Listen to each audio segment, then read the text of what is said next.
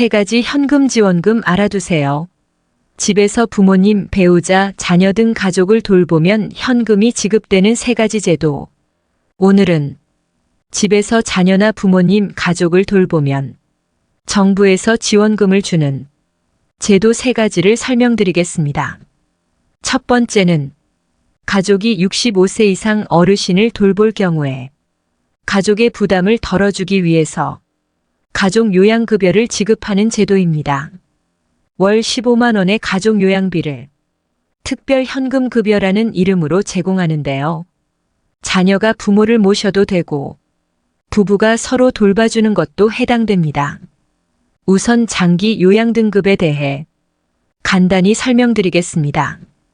우리나라는 모든 국민이 건강보험료를 납부하죠. 그런데 2008년부터 이 중에 일부는 나이가 들어서 아프거나 혼자 생활하기 어려울 경우를 대비해서 장기 요양보험료가 추가됐습니다. 2020년에는 건강보험료의 10.25%를 냈지만 2021년에는 1.27% 상승해서 건강보험료의 11.52%를 장기 요양보험료로 납부하고 있는데요.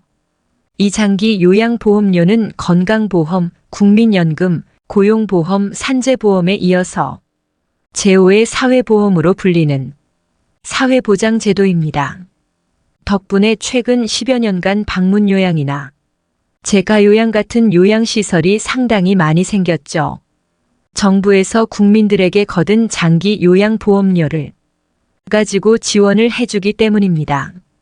그래서 부모님이 연세가 많이 드시면 요양원에 보내드리는 것이 유행처럼 돼버렸습니다. 그러니까 건강보험과 마찬가지로 전 국민이 돈을 내지만 나이가 들어서도 건강하면 혜택을 받을 수 없는 제도죠. 거동이 불편한 정도에 따라 장기 요양 등급 15등급을 받으셔야 혜택을 받을 수 있는데요. 간단히 설명드리면 1등급은 누워서 생활하는 정도, 2등급은 휠체어로 생활하는 경우, 3등급은 부축하면 일어나는 정도, 4등급은 부축하면 10걸음 정도 걸을 수 있는 정도, 5등급은 겉으로 보기엔 괜찮더라도 치매 증상이 있는 경우입니다. 이렇게 한번 장기 요양 등급을 받게 되면 불편한 정도에 따라 지원금이 지급되지만 집 가까운데 요양시설이 없거나 요양시설이 부족한 도서지역에 거주하거나 또는 감염병 환자라든지 정신장애가 있다든지 신체적 변형 등으로 다른 사람들과의 접촉을 꺼리는 어르신이 계시다면 시설이나 방문 요양 서비스 지원금 대신에 현금으로 월 15만 원을 받을 수 있습니다. 다음은 역시 장기 요양 등급을 받았지만 가족 중에 요양보호사 자격증이 있다면 시설이나 방문 요양 서비스를 받는 대신에 집안에 요양보호사 자격증이 있는 사람이 어르신을 돌보고 그 대신 방문 요양급여에 준하는 금액을 받는 제도입니다. 요양보호사 자격증을 따고 장기 요양 등급을 받은 부모님이나 조부모님, 배우자를 직접 돌봐드리면 급여를 받을 수 있습니다. 이 외에도 형제, 자매, 사위, 며느리, 그리고 시아주버니, 시동생, 시누이, 처남, 처형, 처제 관계까지도 가능합니다. 같이 살지 않아도 가능한데요. 먼저 가까운 방문 요양센터에 직원으로 등록을 하고 그 다음에 우리 가족에게 서비스를 직접 하면 돈을 받는 시스템입니다. 그래서 센터별로 정해진 금액에 따라 급여가 조금씩 차이가 날 수 있는데요. 요양보호사 자격증을 가진 분이 65세 미만일 경우에는 보통 하루에 1시간 한 달 20일 기준으로 한 달에 20시간의 급여를 받게 되기 때문에 이때 시급이 보통 17영원에서 21영원 사이에 형성이 되어 있어서 약 3,540만 원 정도를 받을 수 있고, 어르신이 추가로 정신행동 증상이라고 해서 폭력적인 성향이 있거나 성적행동, 피해망상 증상이 있다면 하루에 1시간 30분씩 매일 돌봐드리고 급여를 받을 수 있습니다. 그리고 요양보호사 자격증을 가진 분이 65세 이상인 경우에도 1시간 30분씩 매일 돌봐드리는 것이 가능한데요. 이런 경우에는 한 달에 약 6,080만 원 이상의 급여를 받을 수 있습니다. 정리하자면 내가 요양보호사 자격증을 따고 가족 중에 누군가가 장기 요양 등급을 받으면 내가 직접 가족을 돌봐주면서 35만 원에서 80만 원 정도의 급여를 받을 수 있는 건데요. 요양보호사 포스팅에서 설명드렸듯이 내일 배움 카드를 발급받아서 저렴한 가격에 요양보호사 자격증을 따놓으시면 나중에 부모님이든 배우자든 가족 중에 누군가 사고로 돌아가시지 않는 한 언제가는 장기 요양 등급을 받게 되겠죠. 이럴 경우 유용하게 활용이 될 수 있습니다. 특히 자격증을 가진 분이 65세 이상이라면 더 유용하겠죠. 그런데 가족 요양을 할 때에는 다른 곳에서 한 달에 160시간 이상 일을 하고 있으면 안 되는데요. 160시간이면 거의 풀타임 근무인 거죠. 하루 8시간 주 5일 근무를 하는 정도의 일을 하고 계신다면 가족 요양급여는 받으실 수 없습니다.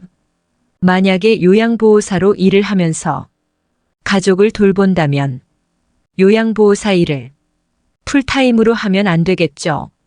제 생각에는 가족 요양급여를 목적으로 요양보호사 자격증을 딸 필요는 없지만 나이가 들면 대부분 치매 증상이 생기고 거동이 불편해지는 건 자연스러운 현상이죠.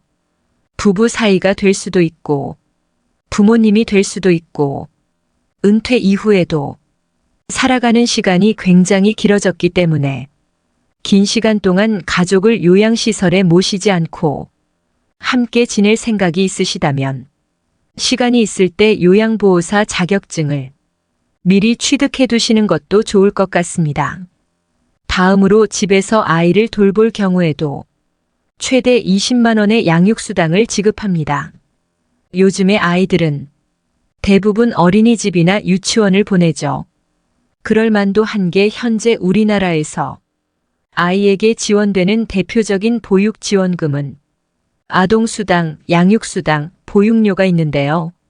아동수당은 0세에서 만 7세까지 재산에 상관없이 무조건 10만 원씩 다른 수당과 중복 지급이 되고 양육수당은 가정에서 아이를 돌볼 경우 역시 재산과 상관없이 나이에 따라 10만 원에서 20만 원이 지급됩니다.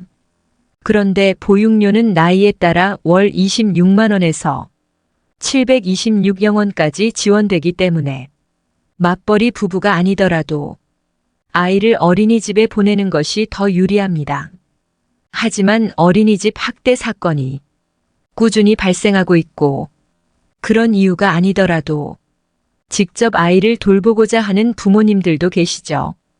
양육수당과 보육료의 차이가 큰 만큼 집에서 직접 아이를 돌보는 부모님들을 위해 양육수당을 올려야 한다고 생각하지만 정부에서는 오히려 여성들의 경제활동 참여를 더 권장하고 있어서 보육료 지원 인상에 비해 양육수당은 잘 오르지 않습니다.